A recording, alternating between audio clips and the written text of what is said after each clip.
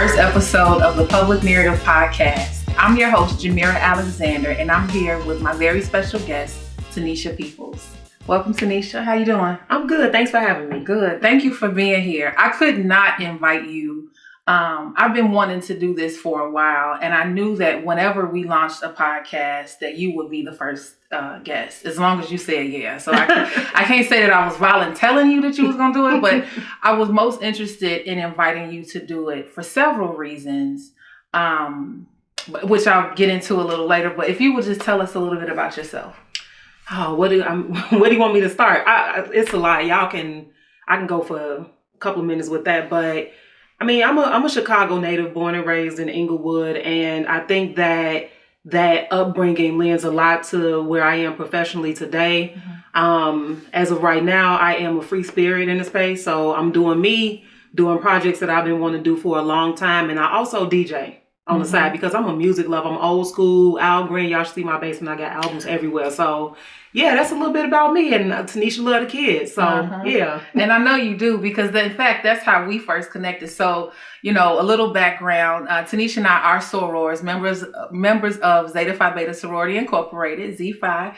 And so I didn't even put up the sign when you just did it. But anyway, so I reached out a few years ago when we needed I was working with the Bronzeville Community Action Council, and we needed a DJ for Doolittle Elementary's, I think it was the Daddy-Daughter Dance. Yep. And I got a ton of responses, and one of the responses was from a soror recommending you. So you came out, you DJ'd that, and you DJ'd something else that the school had. But I was just so thankful, that you made your services available. And then I think that kind of started us checking in regularly about the work that one another were doing. And so when I tell you, in leading public narrative, meeting you was pivotal, not just for that season, and working with the CAC, but also, I remember I was at PN for 10 months and I was frustrated by the way things were going. And during one of our check-ins, do you remember what you said to me? I don't remember what I ate yesterday, to be honest. So you said, well, you the boss, change it. And you couldn't possibly know how empowering that was. And I mean, for those who know what it's like to work in community service and civic leadership, there are folks who you hear, but there are folks whose words actually penetrate, and those words penetrated. And from time to time, I have to be mindful that I have the right folks around me who I can actually hear and whose voices actually penetrate. Tell us a little bit about your leadership journey and how you got to where you are and some of the people that helped to shape that.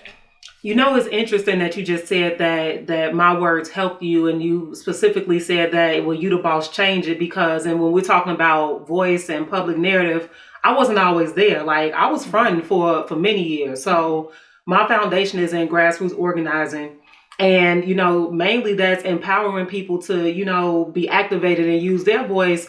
But I was out here fronting because I didn't know my own power. And I think that, and it's interesting because I was actually talking to some high school students last week, and I was talking about how I had this seemingly, good upbringing in Inglewood, but at some point along the way, I had internalized the systemic oppression that, we face every day. And so I went to good schools, I went to college, I had people telling me that, I was all these things, but my community surrounding said that my life didn't matter. I wasn't successful. I wasn't supposed to be in the room with certain people. And so it took me so long to get to this place where I felt like my voice was powerful, and I actually felt like the leader that people had been telling me that I was. And that took, two what I call turning points in my life. My mother passed away in 2016.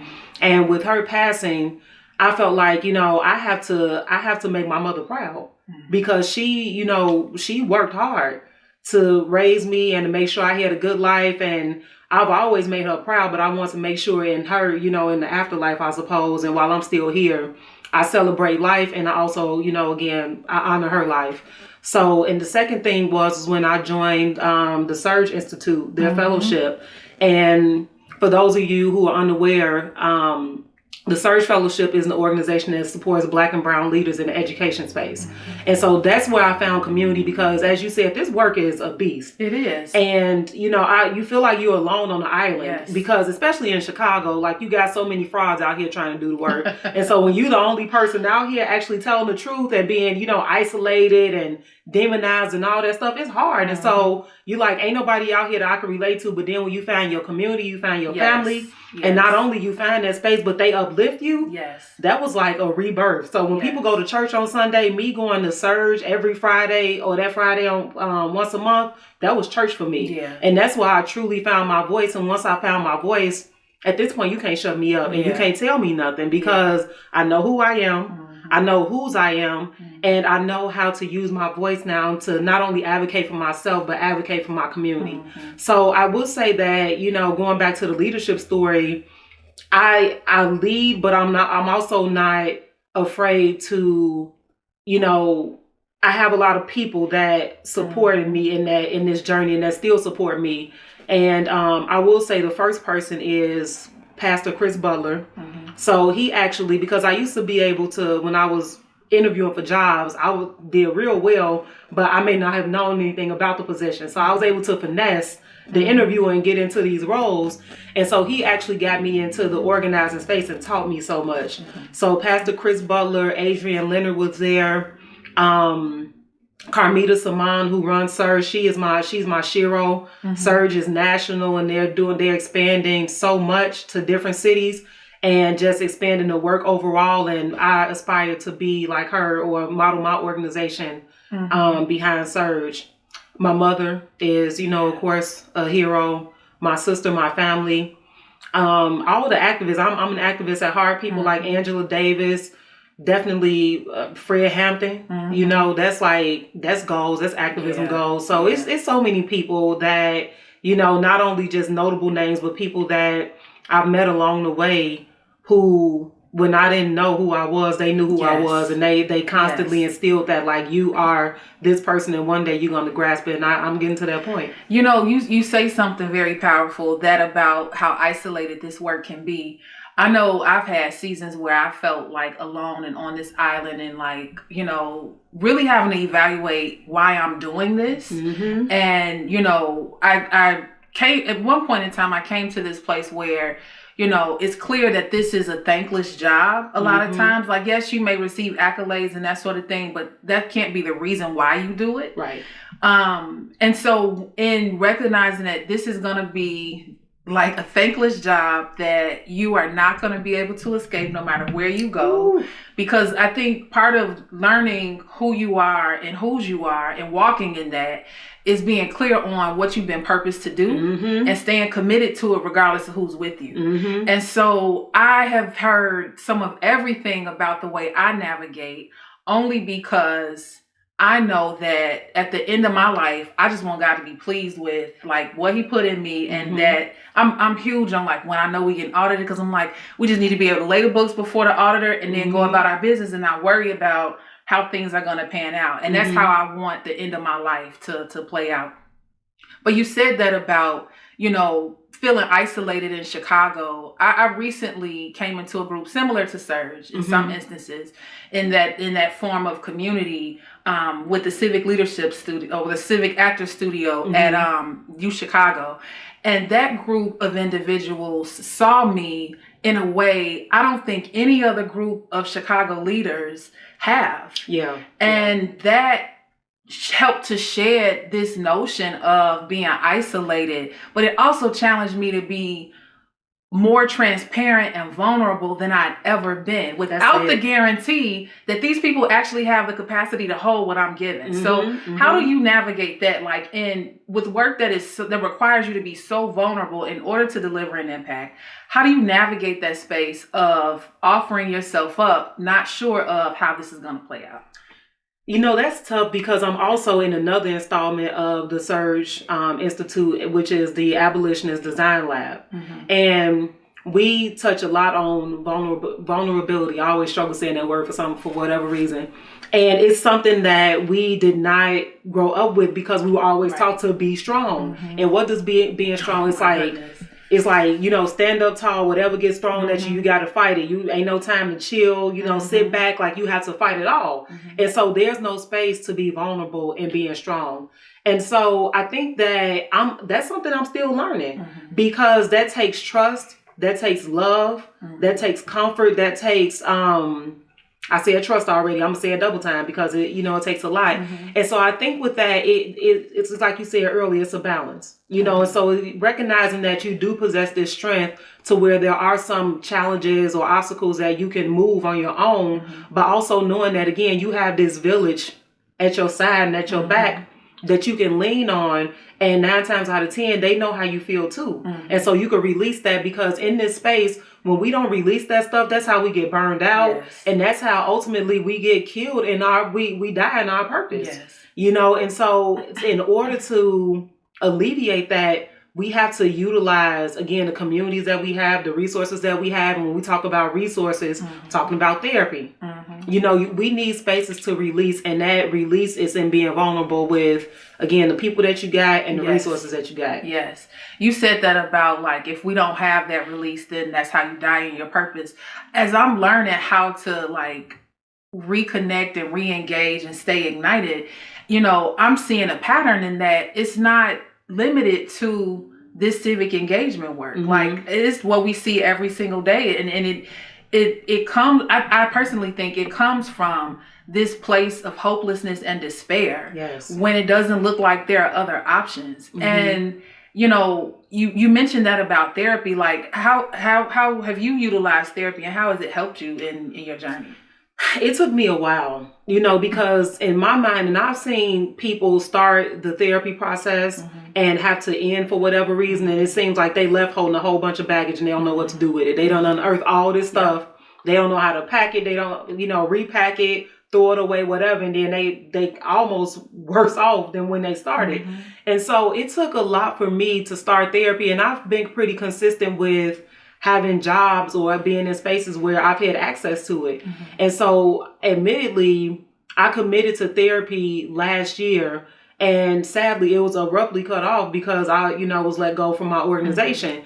But when I started, I was in a very depressed space.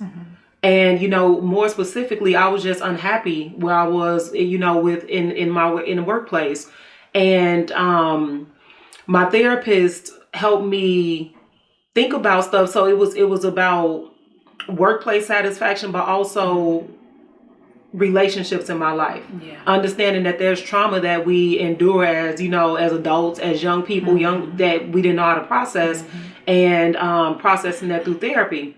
So I started therapy last summer, and my therapist was great. And I had to end because I ain't got no insurance and I can't pay her $150 a session. But what I will say is that I've taken the tools that she's given me, and I try to really, practice those and incorporate them in different situations that I feel are difficult. So, I'm not a religious person. I'm a spiritual person. I absolutely believe in having faith and prayer and stuff like that. But again, we got to couple that stuff because we can't pray trauma away. Absolutely. So we gotta use the tools that are available to us. Absolutely. Therapy is so powerful. Even in stopping at a certain point because life happens, or choosing to end therapy early, or whatever the case. I remember when I started going to therapy, we had a session that was like eye-opening. And maybe we were like 4 sessions in by the time I came to this point. And I literally felt like I was standing at the edge of this cliff, that if I kept running from the trauma that I was trying to suppress and ignore, that I would eventually go off the cliff, or I could turn around and face it, and face it with the tools that I would receive. But this is where, like, I'm not accustomed to trusting people with me. Right. I'm not accustomed to, believing that you have my best interest at heart and you're not going to harm. I'm not accustomed to that. I'm, and I think we grow up like this in a lot of instances. I know how to survive. Yeah. You know what I mean? Yeah. I know how to take what I'm handed and make something of it. And what I've had to recognize is that I haven't always known how to thrive. And that is eye-opening when you're a high achiever, when you see yourself in a certain light and you aim and you strive for this perfection. But then when you get down to the bottom of it, it's like, nah, it's still some things behind the scene that you got to work on. And even in working on those things, there's still an element of that is beautiful as it flourishes and blooms. So I know part of how you exercise your activism is through writing. So can you tell me a little bit about your new opportunity with Black Wall Street Times? So the interesting thing is that I've never considered myself a writer. And I never knew that I wrote well. And I found out in college I was the only Black person in one of my English classes, and I got the best grade on the paper. And so I was like, oh, okay, I can write pretty well. Okay, cool. So fast forward to my last organization I worked with, and it was a national online or national communications platform, a blog in which people spoke about education or wrote about education. And as part of my job, I was asked to write this weekly column called Hope and Outrage. So I did that for 4 years. And in that space, we had a blog under our umbrella called the Black Wall Street Times, which, is affiliated with the Tulsa race riots. So it's based in Tulsa. And it's my homeboy, Nehemiah Frank. It's a Black-owned publication, national. And, it's just real talk. And so when I left my organization, he snatched me up immediately. He was like, oh, I need you to come write for me. And so I'm writing for the Times. And the interesting thing is that what I like is that it's not wonky writing. Yeah. I get to write in my voice. If I feel like cursing, I do that. I get to tell it like it is, which a lot of publications don't. And I'm getting all these opportunities coming out of nowhere to write. So he hit me up. Another woman that I used to write with who started her own platform hit me up to write. This woman in California who's starting this organization around mental health for Black people. She saw one of my pieces in the Times, and she hit me up to write. And so I was talking to my partner, and I was like, I ain't want to be no writer. Like, what is this? And, she was like, don't question what God got for you. So, I may just be a writer, but lately I've been, the words that I've been telling myself, or the affirmation is not to try to control the destination, but have faith in the journey. Right. And so if part of this journey is writing, then I'm going to embrace that and, keep sharing my voice. But as I said, I think it's important when we're talking about grassroots activism and reaching people that you be able to relate to those people. That's one of the kind of tenets of activism. And so if they see me activate my voice in these different spaces, in media, then they feel empowered to do so too. And they can relate to what I'm talking about because we're speaking the same language and we're sharing the same stories. So it's definitely a great opportunity, another opportunity to be active and to be an activist and to participate in activism, because now, as we talked about earlier, the whole thing is being sensationalized to where people think that activism is going somewhere on the front lines and, Black Lives Matter and throwing some kind of bomb or something and getting in the newspaper, and that's what it is. No, we got different lanes, and so choose your lane, and one of my lanes is writing. So no, I appreciate that. Like I have to be honest, like when we first met, I didn't know exactly what your angle was, but the more I got a chance to see you like navigate your platforms, different opportunities, I'm like, this is sincerity, on a front stage. And I think a lot of times what gets called out are folks, like you said, like who are doing this, they're clout chasing, they're looking for a platform or a stage to hitch to, so to become famous or popular for whatever the case, not really appreciating the fact that we stand on, the shoulders of our ancestors who gave their lives and sacrificed a great deal. And I have to be honest, like there are certain people who keep that top of mind for me. And a few of them include the daughters of Malcolm X and Dr. King. Like you talked earlier about being inspired by Angela Davis, but like what other inspirations have in present day do you see, like, people who are doing the work, they're active in the work, and they're sincere about it?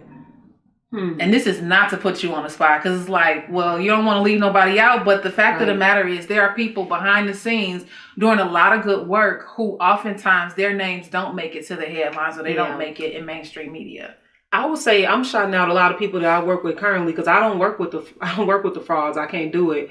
And so I would say Natasha Dunn, and we've been very outspoken when the mayor does something crazy or when the union does something crazy, because our like lane is education, activism. And so Natasha Dunn, this guy we're working with, I can't pronounce his last name, so I'm not gonna try it, but his name is Augustine. And it's, there are some activists around the country. In my last position, I was the deputy director of activist development, and I supported 9 activists around the country. And so that's Atlanta, Oakland, Washington, D.C. And these are people who are parents, they're educators, they are, everyday citizens, and they care about the work, and they sacrifice so much. And so, going nationally, it's Jason Allen, that's again Nehemiah Frank, that's Maurice Cook, who is in DC, and his organization is called Serve Your City Youth. And even during the pandemic, he was raising thousands of dollars to get kids around the country access to laptops. So he was sending all of our activists laptops to give to the kids. Yeah. And so that's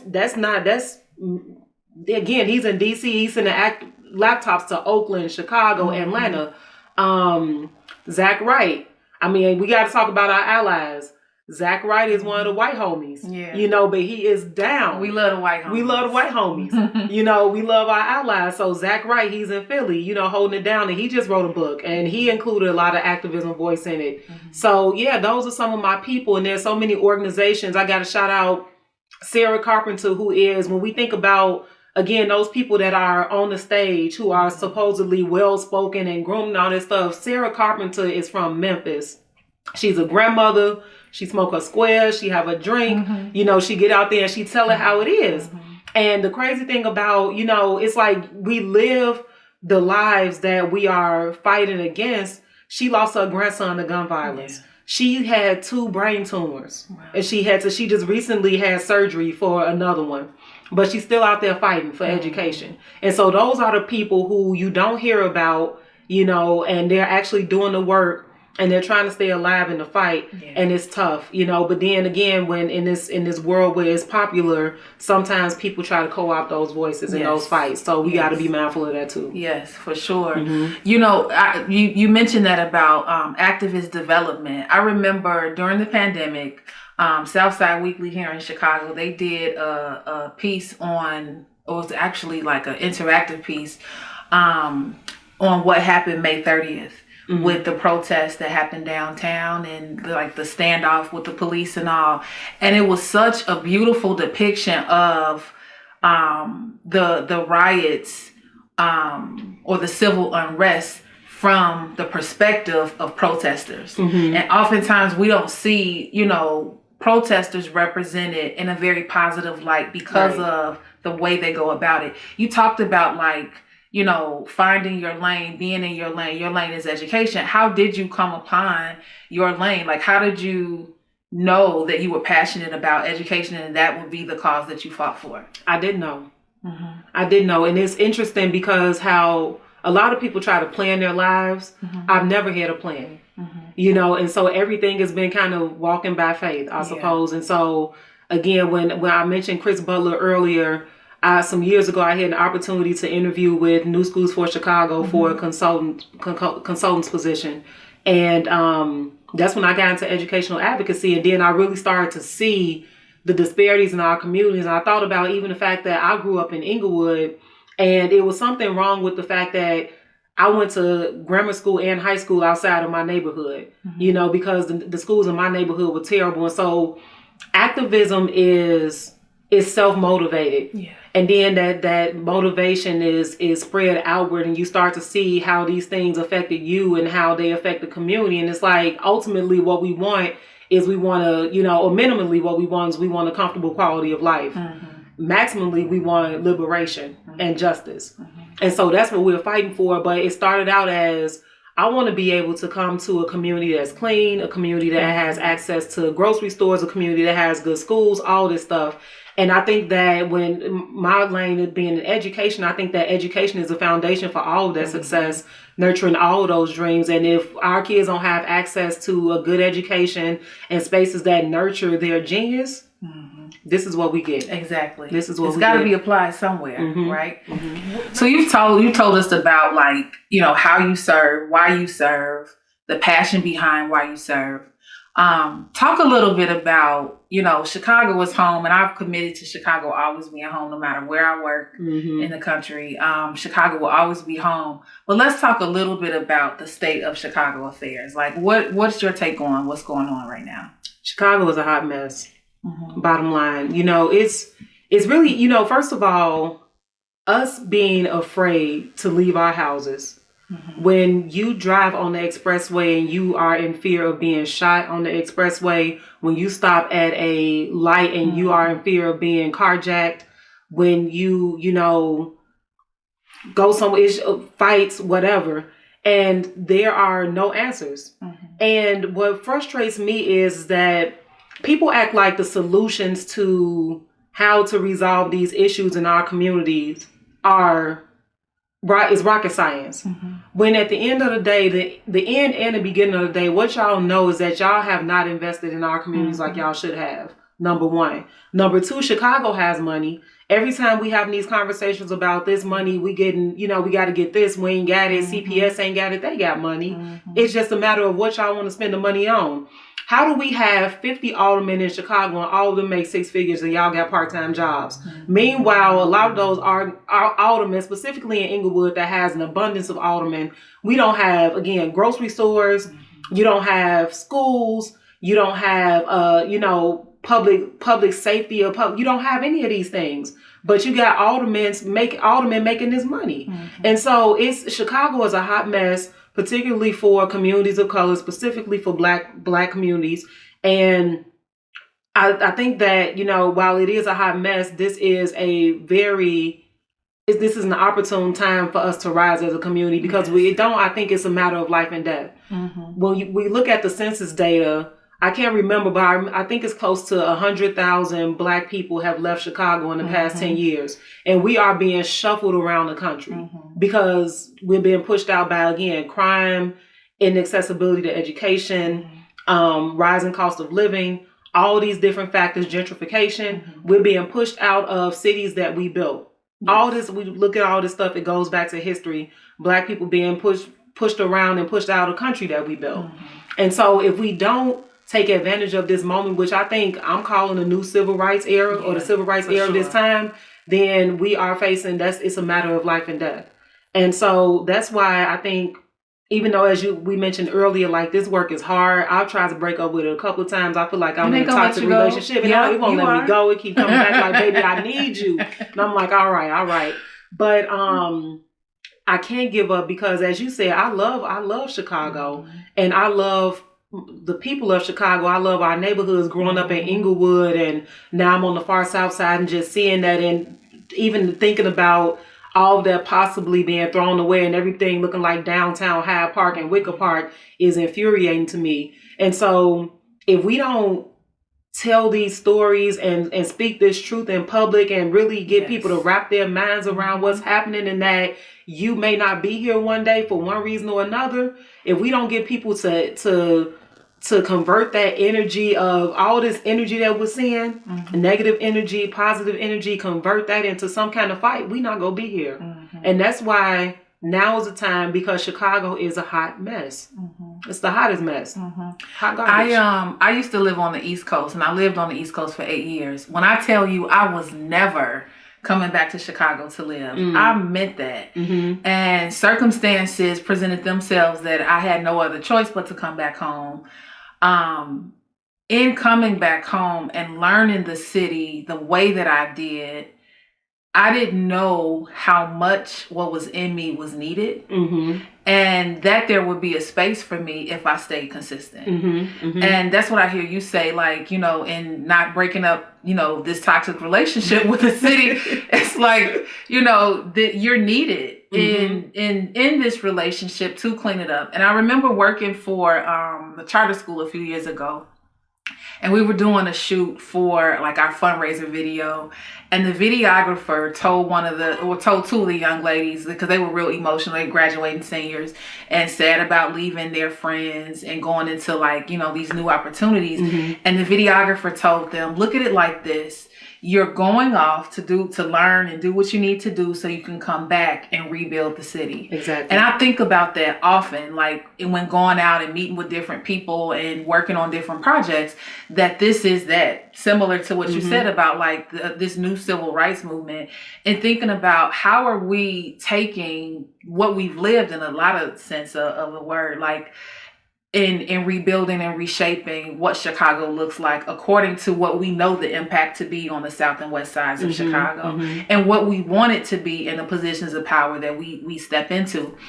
I personally see Chicago as this city that is always at war with itself. Yes. If it's not the mayor's office and the teachers union, is FOP and it's always something. And at some point the fighting, I hope I don't sound like this We Are a World like video or something, but at some point the fighting has to cease, and we have to recognize, like, we are greater together in what draws us together than what sets us apart. And I think that what trips us up is we don't all share the same agenda, though collectively you would think that we do and that we should, but we don't. And sadly, there is no reasoning at the decision table and that sort of thing. Like, so I think once, and this is not just like, city leadership, but I think this is across the board. We see this a lot of times when leaders are not able. I know I've had some of the best professional fights. Like I've had some legendary joints, and like it when I go back and dissect those situations, it's like, there is no sharing a priority. Like, what do you think Chicago's top priority should be right now? Top priority should definitely be, so I look at everything from a social determinants of health sphere. And what that is education, health, lived environment, all that stuff. So I think education is definitely a top priority. Access to mental health and access to quality health facilities. How was there no or little advocacy around y'all closing 4 hospitals on the south side? Where are we supposed to go? So education, access to healthcare, and again, that's physical health, emotional health, mental health, and I would also say economic opportunity, because we see our communities are left blighted for a reason. I know when I was living in Inglewood, we saw the closing of 79th and Halsted. They closed Bank of America. They closed CVS. They closed Save a Lot. They closed all of these things that we need, and yet we have a liquor store on every corner. So if we're talking about the social determinants of health for the Black community, what we need is education. What we need is quality health care, and what we need is economic opportunities in our communities and infused into our communities. Well, as usual, I have really enjoyed our conversation, and I appreciate you being as transparent and just open, about your true thoughts about, what's going on, state of affairs, like your work and your contributions in different spaces. Is there anything else that you'd like to share, or like how can people connect with you? So let me first, say thank you for having me. And I think, me being authentic in my voice, this is the power of being unapologetic and then stepping into that liberation. So I, again, appreciate having this space to share my voice and my work and my passion. So yeah, y'all can connect with me on Twitter. My Twitter handle, I believe, I'm going to be real, People's Voice Shy. So that's People's with all E's, no O's. People get that messed up. Peeples, Voice Shy, _Shy. Follow me on Facebook, Tanesha Peeples. My profile is pretty public, so I don't care. And also follow me on Instagram at People's Voice Shy too. So, yeah, and if anybody's interested, find me on LinkedIn, but that's pretty dry. But yeah, I just want to, say we got to keep pushing. Mm-hmm. We got to keep pushing, and know our power. So thank you for having me. Thank you for being here, and thank you all for tuning in for our very first episode of the Public Narrative Podcast. I'm your host, Jhmira Alexander, and we'll see you during our next episode.